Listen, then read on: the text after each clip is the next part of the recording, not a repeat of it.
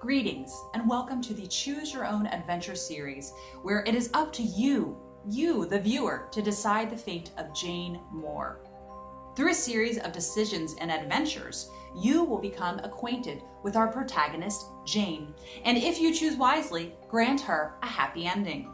You will need your wits about you, as there are a series of daunting and arduous tasks that Jane will have to get through to achieve her happy ending. Also, keep in mind that her Aunt Adolpha has endeavored to teach Jane how to behave as a respectable young lady.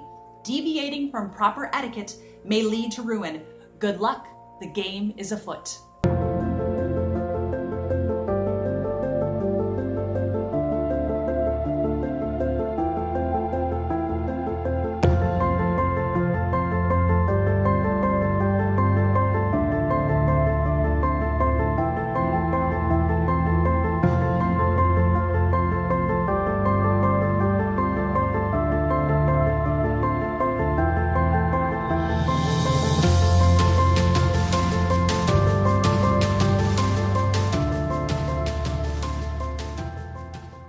It was yet another gloomy day in Brighton, and Jane Moore could not have felt more alone. She had only recently become an orphan. Her parents had tragically died in a carriage accident when the horses had gotten spooked and had fallen off a winding cliffside road. They had been on their way to London to get some papers in order.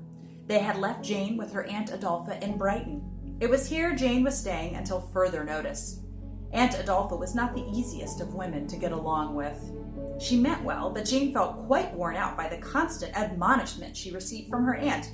"Don't slouch, Jane. A lady never takes 2 stairs at a time. Jane, moderate your tone."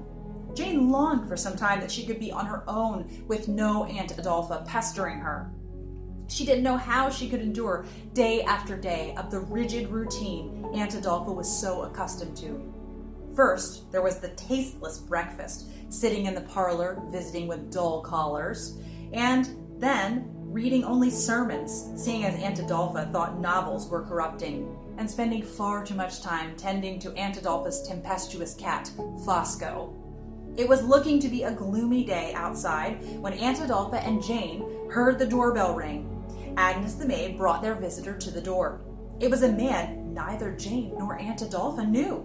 He didn't look entirely trustworthy. He was dressed very nicely, though, and had curled mustaches and very vibrant blue eyes.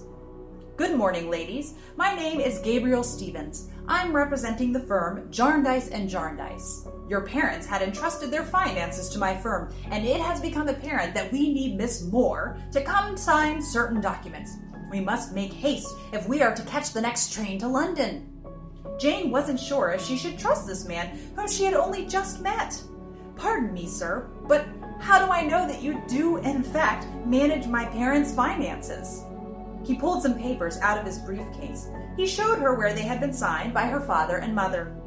Everything looked as if it were in order. Now it's time for you, the viewer, to choose. Should Jane go with Gabriel Stevens on a train journey, or should Jane stay with Aunt Adolpha? Choose wisely.